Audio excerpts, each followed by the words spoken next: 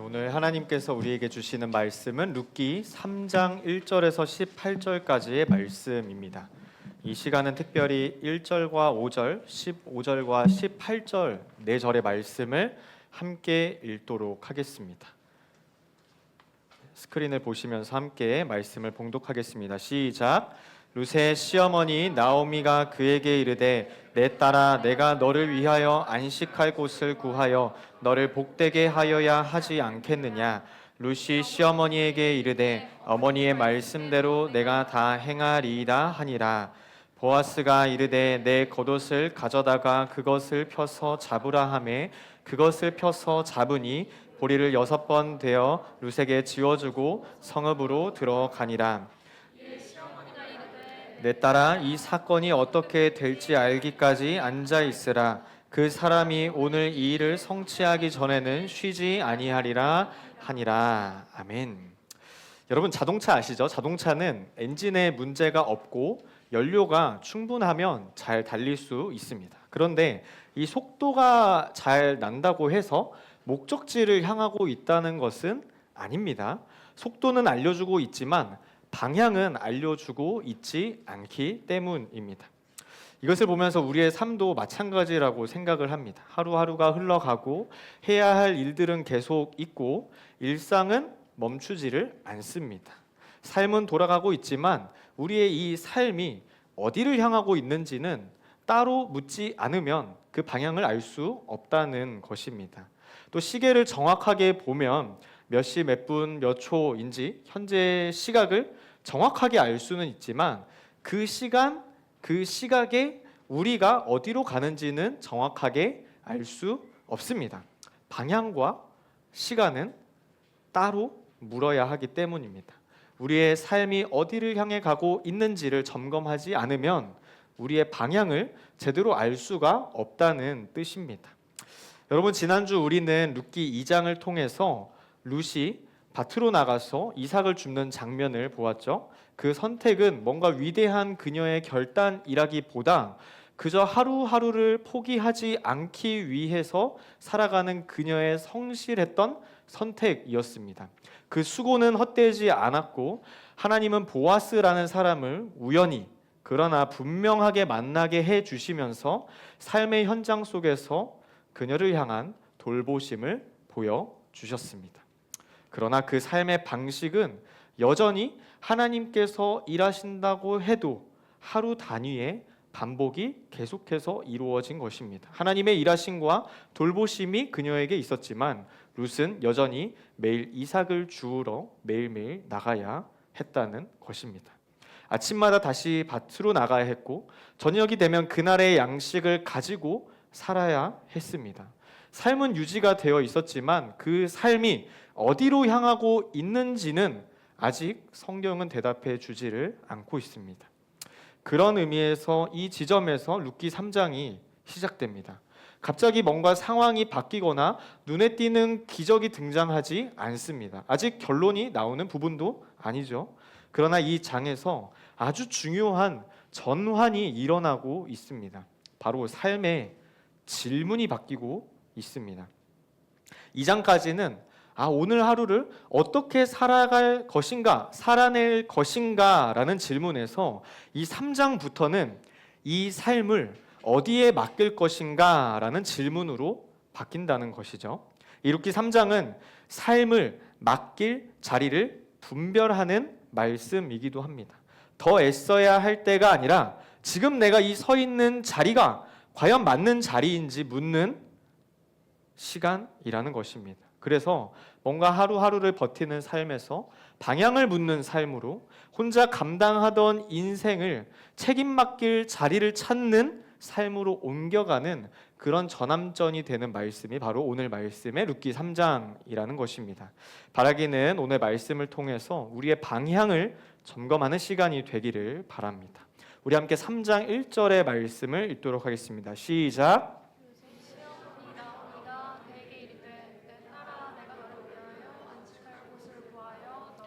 복되게 하여야 하지 않겠느냐. 이 룻기 3장 1절에서 나오미의 말은 룻의 삶을 다른 방향으로 이끄는 전환의 선언입니다. 이 한 문장은 무엇을 더 하라는 요청이 아니라 삶을 어떻게 어디에 맡길 것인가를 나오미는 룻에게 묻는 말입니다. 나오미는 이 1절에서 보면 알 수 있듯이 뭔가 방법을 제시하지 않고 방향을 가리키고 있습니다. 그녀의 관심은 당장의 하루하루의 생계가 아니라 인생 전체의 질문입니다. 지금의 삶을 계속 끌고 가야 하는지에 대한 순수한 그녀의 질문이었던 것입니다. 룻의 삶을 보면 어느 정도 안정은 되어 있었어요. 먹을 것도 있었고 일할 자리도 있었습니다. 하루하루를 버텨낼 힘도 가지고 있었습니다. 그러나 이 나오미는 그 상태를, 룻의 상태를 안식이라고 부르지 않았습니다. 왜냐하면 이 살아내는 것과 맡기는 것은 전혀 다르기 때문입니다. 우리는 알고 있죠. 사람은 일정 시간 혼자서도 살아갈 수 있습니다. 그러나 인생 전체를 혼자서 책임질 수는 없습니다. 그래서 이 성경이 말하는 안식은 우리가 생각하는 단순한 편안함과는 다릅니다. 쉬는 방법을 찾는 기술과도 다릅니다. 이 안식의 핵심은 뭔가 그 환경이 아니라 주체라는 것입니다. 이 삶을 누가 책임질 것인가? 라는 질문입니다. 이 인생을 끝까지 떠맡을 수 있는가라는 질문인 것입니다. 이 나오미의 말은 바로 이 지점을 찌르고 있어요. 성경은 이 안식을 설명하기보다 그저 가리키고 있습니다. 그것도 상황이 아니라 사람을 가리키고 있습니다. 그 사람이 우리가 지난주에 알아봤던 보아스입니다. 보아스는 단순히 성경에서 말하는 친절한 인물이 아닙니다. 그는 책임으로 움직이는 사람이었습니다. 나오미와 룻의 가정을 위해서 기꺼이 삶을 내어드릴 수 있는, 값을 치를 수 있는 사람이었습니다. 필요하다면 자신의 목까지 내려놓을 수 있던 사람이었습니다. 그래서 그는 안식을 감당할 수 있는 사람이었다는 것이죠. 성경은 이런 태도를 헤세드라고 부릅니다. 많이 들어보셨죠? 헤세드는 끝까지 떠안겠다는 책임의 사랑입니다. 끝까지 떠안겠다는 책임의 사랑. 그래서 나오미는 룻에게 더 애쓰라고 말하지를 않아요. 더 버티라고도 말하지 않습니다. 이제는 이 삶을 맡길 자리를 알아보라라고 나오미는 룻에게 말하고 있습니다. 그 자리에서부터 안식이 시작되기 때문입니다. 그래서 이 안식은 노력의 결과가 아니라 위치의 변화입니다. 내 삶의 주인이 바뀌는 순간입니다. 내가 끌고 가던 그 인생에서 내려오는 순간입니다. 그리고 다른 누군가가 그 여러분들의 자리에 서는 순간을 안식이라고 하는 것입니다. 룻기 3장은 바로 그 장면을 보여주고 있어요. 안식은 책임의 이동에서 시작이 됩니다. 그래서 성경은 이 안식을 한 사람의 이름으로 가리키고 있다는 것입니다. 바로 보아스. 그는 이 삶을 대신 짊어질 수 있는 넉넉한 사람이었습니다. 그는 안식을 말로 설명을 하지 않고 삶으로, 행동으로 보여주고 있습니다. 우리 함께 5절의 말씀을 읽겠습니다. 시작. 룻이 시어머니에게 이르되 어머니의 말씀대로 내가 다 행하리이다 하니라. 이 나오미의 말에 대한 룻의 대답은 아주 짧습니다. 어머니의 말씀대로 내가 다 행하리이다. 이 말은 거창한 그녀의 결심 선언이 아닙니다. 감정이 가득 담긴 고백도 아니었어요. 룻은 앞으로 무슨 일이 벌어질지를 설명하지를 않아요. 타작마당에서 어떤 상황이 생길지를 묻지도 않습니다. 결과가 어떻게 될지 몰라도 나오미가, 어머니가 그저 타작마당에 가서 보아스에게 가라 라는 그 부탁을, 명령을, 말씀을 그냥 순종을 한다는 것입니다. 결과가 어떻게 될지 계산하지도 않았습니다. 그저 한 가지를 선택했어요. 이제는 내 생각보다 말씀을 먼저 따르겠다는 선택을 룻은 한 것입니다. 이것이 성경에서 말하는 순종입니다. 순종은 내가 다 이해했기 때문에 움직이는 것이 아닙니다. 순종은 이제 내 방식으로 인생을 끌고 가지 않겠다는 것을 결정하고 결단하는 것입니다. 룻은 자신이 이해가 끝나서 어머니의 말씀을 들은 것이 아니라 자신이 가지고 있던 그 주도권을 내려놓기로 선택했기 때문에 말씀을 듣고 순종하고 움직였습니다. 룻은 지금까지 성실하게 살아왔어요. 우리가 그런 이미지를 보았죠. 밭에 나가서 어렵지만 이삭을 줍고 하루하루 최선을 다하면서 포기하지 않고 버티면서 살아왔습니다. 그러나 그녀의 그 성실함이 인생의 주인이 되게 하지는 않습니다. 룻은 그 성실함을 붙들고 있으면서 붙들되 이제는 그 성실함 위에 인생을 얹어두지를 않아요. 삶을 맡길 자리를 향해서 한 걸음 한 걸음 자신이 있던 위치를 옮긴 것입니다. 여러분, 이 성경에 등장하는 타작마당은 수확의 기쁨이 있지만 땀과 노동이 가득한 현장입니다. 이 땀과 노동, 일터라는 곳은 사람들의 시선이 있고 사회의 질서가 분명하게 작동되는 곳입니다. 그런 곳에서 룻이 보아스의 발치에 눕는 행동은 감정을 표현했던 장면이 아니에요. 이 행동은 룻이 보아스에게 나를 보호해 달라는 공식적인 신앙적인 요청이었습니다. 룻은 자신의 마음을 증명하려고 하지 않습니다. 자신의 인생을 맡길 자리를 분명하게 선택을 하고 있습니다. 사실 룻에게는 다른 선택지가 없었습니다. 익숙한 자리에서 조금 더 버티는 것이 더 안전해 보였을지도 모릅니다. 그저 지금처럼 이삭을 주우러 나가고 하루하루 먹고 살고 또 나가고 그렇게 버티는 삶이 그녀에게 있어서 안정된 자리일 수도 있었다는 것입니다. 지금처럼만 살아도 그녀에게 있어서 당장은 문제가 없어 보였을 것입니다. 그러나 룻은 더 편한 자리를 선택하지 않습니다. 하나님의 질서가 작동하는 자리로 그녀의 삶을 주도권을 옮겨 놓은 것이죠. 순종은 언제나 편안함이 아니라 주도권을 내려놓는 선택으로 나타납니다. 신앙은 말로 고백할 수 있습니다. 그러나 결국에는 그 신앙도 말뿐만 아니라 삶의 자리에서 드러납니다. 우리는 하나님을 믿는다고 말하면서도 어떤가요? 여전히 같은 자리에서 머물러 있을 수도 있습니다. 기도는 하고 있지만 기도만 하고 삶의 방향은 바꾸지 않을 수도 있습니다. 그러나 오늘 말씀에서 룻은 그러지 않았습니다. 룻은 말씀 앞에서 자신의 자리를 옮깁니다. 이 장면에서 중요한 것은 룻이 얼마나 용감했느냐가 아닙니다. 룻이 더 이상 자기 인생을 혼자 짊어지고 책임지지 않겠다고 선택한 그 사실입니다.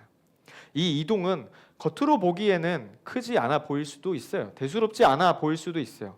하지만 이 순간 삶의 주인이 바뀌었다는 것을 룻은 깨달았습니다. 그리고 바로 이 선택이 있었기 때문에 룻의 이야기, 룻을 통한 하나님의 일하심이 계속해서 진행되고 있다는 것입니다. 그녀의 고백이 있었기에 하나님의 일하심은 계속될 수 있었습니다. 함께 15절의 말씀을 읽겠습니다. 시작. 보아스가 이르되 내 겉옷을 가져다가 그곳을 펴서 잡으라 하매 그것을 펴서 잡으니 보리를 6번 되어 룻에게 지워주고 성읍으로 들어가니라. 아멘. 날이 밝아오기 직전에 보아스는 룻을 빈손으로 돌려보내지 않습니다. 그는 룻에게 겉옷을 펴게 하고 보리를 담아줍니다. 보리 6되였습니다. 적지 않은 분량이었어요. 이 6되라는 단위는 그날을 버티고도 남을 만큼 충분한 양이었어요. 다음 날에 걱정하지 않아도 될 만큼의 보리였습니다. 그런데 우리가 이 장면에서 중요한 것은 보아스가 얼마나 많이 주었는가가 아닙니다. 7되 아니 10되를 줄 수도 있었는데 왜 6되에서 멈췄냐라는 것입니다. 보아스는 분명히 넉넉한 재산을 갖고 있었기 때문에 더 줄 수도 있었어요. 그럴 능력도 있었고 그럴 마음도 가지고 있었습니다. 하지만 보아스는 룻에게 하는 그 행동을 멈춥니다. 6에서 멈춥니다. 이 멈춤은 인색함도 아니고 부족함도 아니고 그에게 있어서는 분별이었습니다. 보아스는 자신이 해야 할 몫과 하나님께 맡겨야 할 몫을 이미 알고 있었어요. 사람이 감당할 수 있는 영역과 하나님이 일하실 영역을 구분할 줄 알던 사람이었습니다. 성경에서 이 6은 사람이 할 수 있는 지점입니다. 충분하지만 끝은 아닙니다. 7은 하나님의 완전수입니다. 언제나 하나님의 영역입니다. 보아스는 그 경계를 6에서 7으로 넘기지 않습니다. 결론을 앞당기지도 않고 자신이 대신 완성자가 되지도 않았습니다. 여기에서 우리는 보아스의 헤세드를 볼 수 있습니다. 헤세드는 그저 많이 베풀어주는 사랑이 아닙니다. 넘치게 베푸는 감정도 아닙니다. 헤세드는 하나님의 자리를 침범하지 않는 책임 있는 사랑이라는 것입니다. 끝까지 남을 돕되 끝을 대신 결정하지 않는 사람입니다. 보아스는 그녀를 도와줬지만 결론을 만들어주지는 않았습니다. 채워주지만 완성을 앞당기지는 않습니다. 이 삶의 마지막 책임이 자신에게 있지 않다는 것을 보아스는 알고 있었기 때문입니다. 룻을 도와주고 이끌어 주실 분은 내가 아니라 하나님으로 완성된다라는 그의 생각과 고백을 우리는 이 말씀을 통해서 느낄 수 있습니다. 보아스 말고도 룻 역시 이 멈춤 앞에서도 흔들리지 않습니다. 더 달라고 요구하지도 않고 왜 그런지 설명을 덧붙이지도 않습니다. 결과를 미리 확인하려고 하지도 않았습니다. 그냥 룻도 6되를 받고 돌아갔어요. 자신이 설 수 있는 자리에서 룻은 멈춰 섰습니다. 믿음은 끝까지 붙들고 있는 힘이 아니에요. 믿음은 하나님의 몫을 내 마음속에 남겨두는 분별이라고 할 수 있습니다. 우리는 종종 주님께 맡긴다고 고백하고 말하면서도 결론만큼은 내가 결과만큼은 손에 쥐고 있는 상황이 우리에게 정말로 많을 것입니다. 아예 우리 삶 전체라고 해도 과언이 아닙니다. 그만큼 조금만 더 확인하고 싶고 조금만 더 안전하고 싶은 우리의 본능이 있습니다. 그러나 이 말씀에서 보아스는 멈춥니다. 룻도 받아들이고 집으로 돌아갑니다. 이 두 사람의 태도가 같은 믿음을 보여주고 있습니다. 6에서 멈출 수 있을 때 우리는 비로소 하나님이 일하실 자리를 남겨두는 것입니다. 그때 삶의 무게의 중심은 사람의 수고에서, 인간적인 노력에서 하나님의 책임으로 옮겨가게 되는 것입니다. 우리 18절 말씀을 읽겠습니다. 시작. 이에 시어머니가 이르되 내 딸아 이 사건이 어떻게 될지 알기까지 앉아 있으라. 그 사람이 오늘 이 일을 성취하기 전에는 쉬지 아니하리라. 여러분, 룻이 집으로 돌아왔습니다. 나오미는 룻을 향해서 더 이상 새로운 계획을 말하지 않습니다. 다른 가능성도 꺼내지 않고 혹시 잘못된 경우를 대비한 방법, 대안도 제시하지 않습니다. 다만 한 문장으로 말합니다. 이 일이 어떻게 될지 알기까지 기다리라. 그 사람이 오늘 이 일을 성취하기 전에는 쉬지 아니하리라. 이 말이 쉽게 풀어서 뭐냐면, 얘야, 일이 어떻게 될지 확실해질 때까지 너는 가만히 기다리고 있어라. 아마 그 사람은 지금쯤 가만히 있지 않을 거다. 이 일을 마무리 짓는데 오늘을 넘기지 않을 것이다 라고 나오미는 룻에게 말을 합니다. 이 말은 아무것도 하지 말라는 뜻이 아니에요. 포기하라는 말도 아니고 체면하라는 말도 아닙니다. 이 말은 지금까지 해야 할 일을 다 했다는 분별에서 나온 말입니다. 룻은 삶을 맡길 자리를 분별했고 그 자리를 향해서 자신이 걸었으며 하나님의 몫을 남겨두는 그 절제된 행동 앞에서 멈출 줄 알았습니다. 이제는 더 움직이지 않아도 되는 지점에 도달했던 것입니다. 그래서 이제는 그녀에게 있어서 기다림이 가능합니다. 이 기다림은 불안에서 나오는 멈춤, 정지가 아니라 신뢰에서 나오는 멈춤이었습니다. 아무 일도 일어나지 않는 시간이 아니라 이미 자리가 옮겨진 이후의 시간입니다. 룻은 기다리고 있지만 보아스는 가만히 있지 않았습니다. 성경은 말합니다. 그 사람이 오늘 이 일을 성취하기 전에는 쉬지 아니하리라. 사람이 내려놓은 자리에서 책임질 수 있는 사람이 움직이기 시작합니다. 이것이 신앙의 질서라는 것입니다. 우리가 더 애써야 할 때가 아니라 우리가 물러날 때 하나님은 그때 비로소 일하십니다. 사랑하는 여러분, 신앙의 결론은 문제가 완전히 해결되는 순간이 아닙니다. 그 문제를 들고 어디로 갔는가입니다. 여러분, 신앙의 결론을 스스로 지으려고 하지 마시기 바랍니다. 그 문제를 들고 어디로 가야 할지 기도하고 고민하시기 바랍니다. 룻기 3장은 이렇게 말합니다. 오늘을 버텨온 삶에서 이제는 인생을 맡길 자리를 발견했는가? 그 자리를 향해 자신을 옮겼는가? 그리고 하나님의 몫을 남겨두고 멈추고 머물 수 있는가? 오늘 말씀의 보아스는 이 모든 흐름의 중심에 서 있었습니다. 그는 단순히 감정으로 위로하는 말이 아니라 값을 치르고 책임을 지는 사람입니다. 이 삶을 끝까지 떠맡을 수 있는 사람이었습니다. 우리에게도 이 보아스와 같은 분이 계십니다. 예수 그리스도. 예수님은 우리의 삶을 조언해 주시는 분이 아니라 우리의 삶을 대신 책임지신 분이십니다. 우리가 더 이상 붙들지 않아도 되도록 십자가에서 값을 치르신 분이십니다.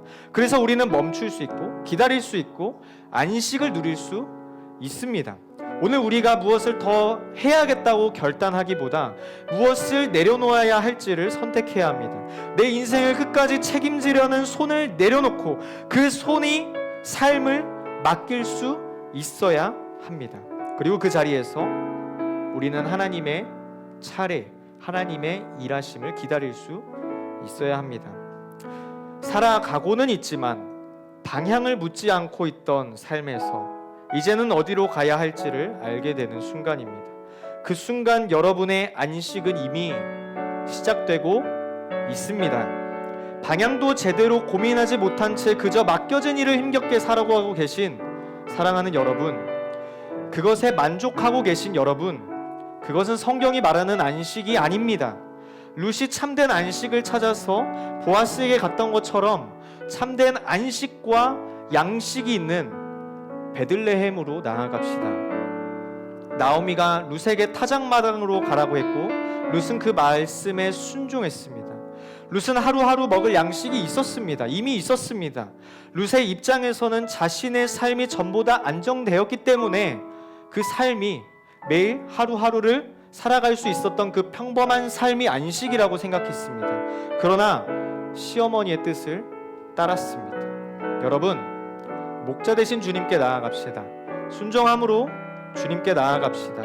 그 길이 우리의 상식으로는 이해되지 않더라도 우리 주님께 순종하며 나아갑시다. 우리는 6회까지만 줄 수 있는 인생이라는 것을 인정합시다. 그리고 그 이상 채우려고 애쓰지 맙시다. 하나님의 영역을 온전하게 구별하며 남겨둡시다.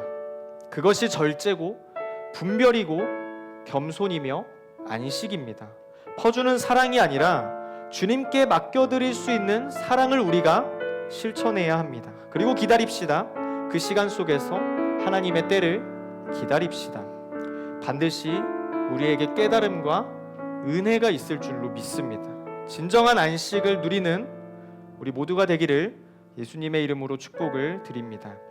시간 함께 우리의 연약함을 고백하며 동시에 주님의 완전함을 고백하며 믿음으로 결단하며 찬양하며 나아가도록 하겠습니다. 주여, 우린 연약합니다. 주여, 우린 연약합니다. 우린 오늘을 힘겨워 합니다. 주 뜻 이루며 살기엔 부족합니다. 우린 연약합니다. 주여, 우린 넘어집니다. 주여 우린 넘어집니다. 오늘 하루 또 실수합니다. 오늘 하루 또 실수합니다. 주의 긍휼을 구하는 죄인입니다. 우리 주만 바라봅니다. 한없는 주님의 은혜, 한없는 주님의 은혜, 온 세상 위에 넘칩니다. 가릴 수 없는 주 영광, 온 땅 위에 충만합니다. 주님만이 길이오니 우린 그 길 따라갑니다. 그날에 우릴 이루신 주는 완전한, 우리 처음부터 찬양합니다. 주여 우린 연약합니다. 주여 우린 연약합니다. 우린 오늘을 힘겨워합니다. 우린 오늘을 힘겨워합니다. 주 뜻 이루며 살기엔, 주 뜻 이루며 살기엔 부족합니다. 우리 2절로 고백할 때 다 함께 일어나서 찬양합니다. 주여 우린 넘어집니다. 주여 우린 넘어집니다. 오늘 하루 또 실수합니다. 오늘 하루 또 실수합니다. 주의 긍휼을 구하는 죄인입니다. 우린 주님을 바라보며 나아갑니다. 우리 함께 믿음으로 선포합니다. 한없는 주님의 은혜, 한없는 주님의 은혜, 온 세상 위에 넘칩니다. 가릴 수 없는 주 영광, 온 땅 위에 충만합니다.